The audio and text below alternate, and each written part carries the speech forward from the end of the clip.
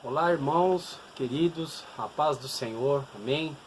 Estamos aqui para terminar aquelas 4 mensagens que eu fiquei de colocar aí no meu Instagram sobre as conjunções encontradas no livro de Romanos, as 4 que cheguei a comentar e nós já falamos, a conjunção de Romanos 3:20 que fala sobre a condenação, né? A conjunção de Romanos 5:1 que fala da nossa justificação, do Romanos 8:1 que fala das garantias da nossa justificação, que nenhum de nós, não há condenação para aqueles que estão em Cristo Jesus.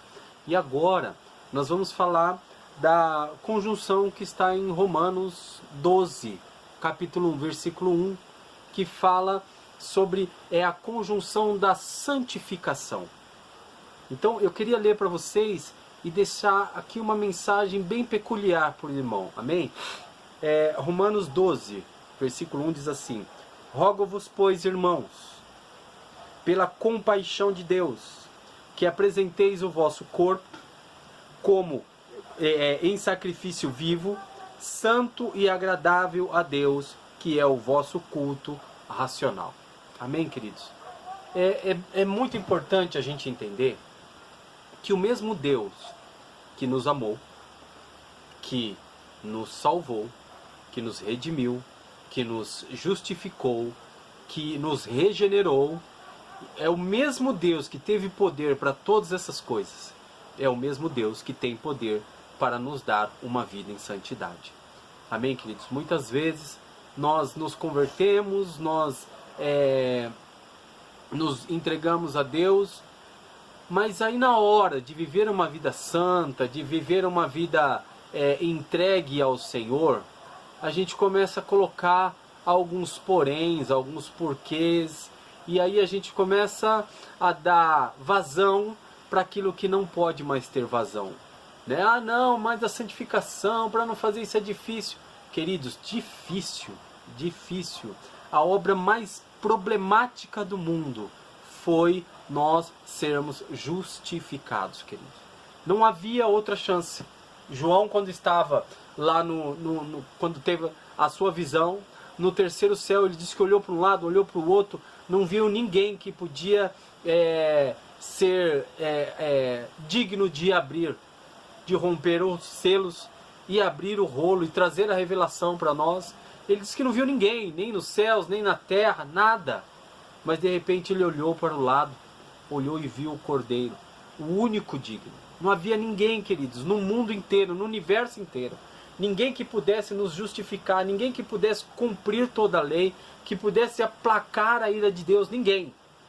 Mas aí Deus, ele abriu mão de toda a sua glória celestial para estar aqui, para cumprir toda a bagagem que a lei deixou, para cumprir tudo que podia aplacar a ira de Deus contra nós. E hoje nós temos paz com Deus por causa deste homem que, com todo o seu poder, e eu não falo de poder de milagres, nada disso, um homem que obedeceu a Deus, e por isso hoje nós somos justificados em Cristo Jesus. Queridos, isso é a coisa mais maravilhosa do mundo. E esse mesmo homem que cumpriu toda a lei, ele hoje deixou para nós a certeza de que é possível nós vivermos uma vida santa. Mas existem alguns poréns.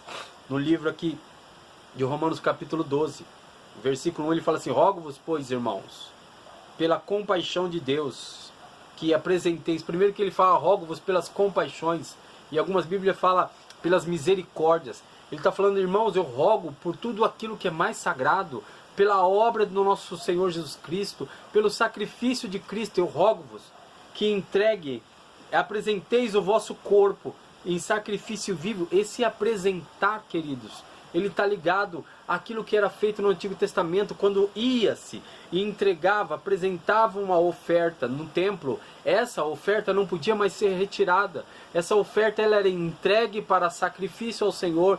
E esse apresentar é o mesmo que era utilizado naquela época, que nós deveríamos apresentar o nosso corpo ao Senhor e nunca mais tomar.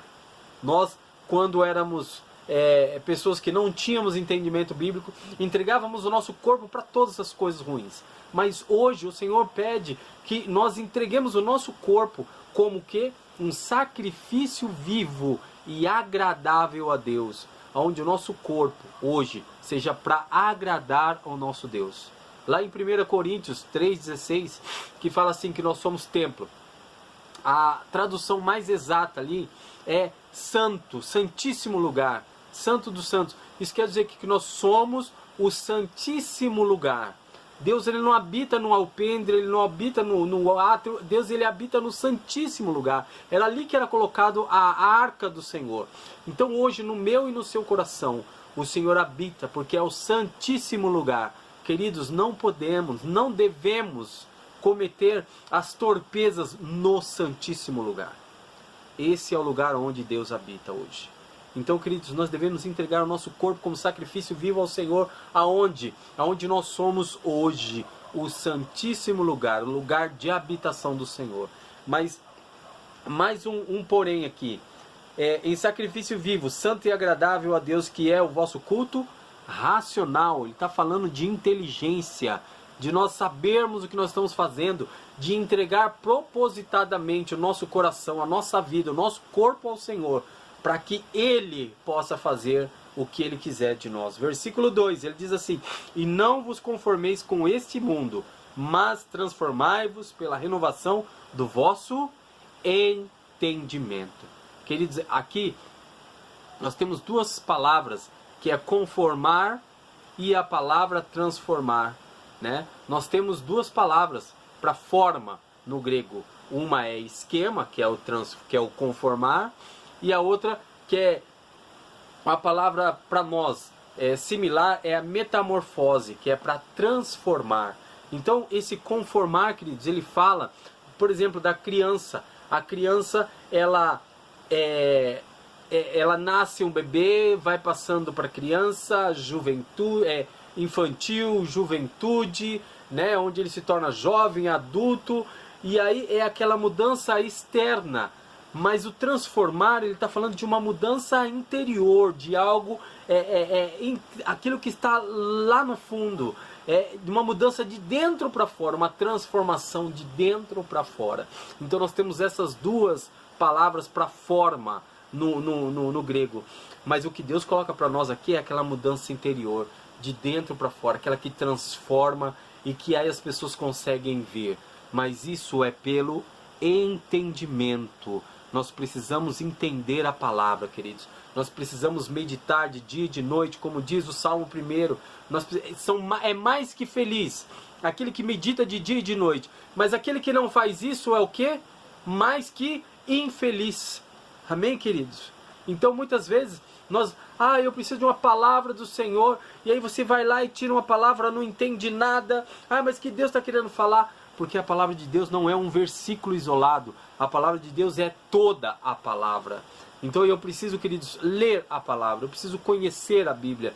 Queridos, eu fico impressionado. Às vezes um pastor, um pregador que já está há tanto tempo e nunca leu a Bíblia completa uma vez sequer. Queridos, nós precisamos entender que isso daqui é o que o Senhor Jesus Cristo disse. Quer conhecer o Pai? Conheça a mim. Esse aqui é tudo o que nós precisamos saber do nosso Senhor Jesus Cristo.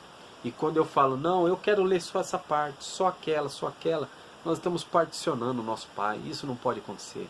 Precisamos conhecê-lo completamente, porque a nossa mente só pode ser transformada pelo conhecimento da palavra. Amém? Nós podemos ver lá no livro de João 8,32.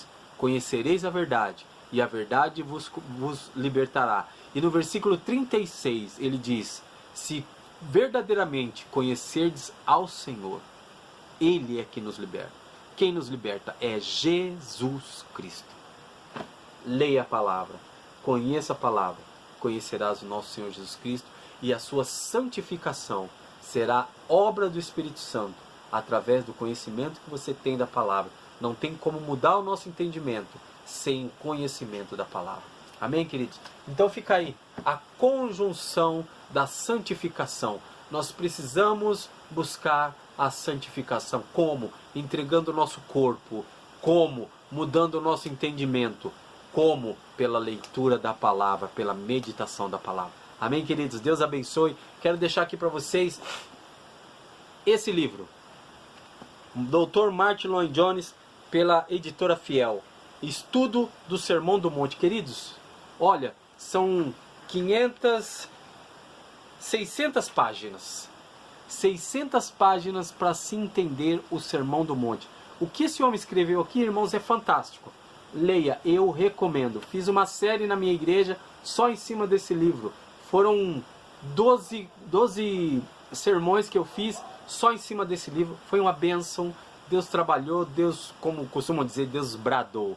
Amém, queridos?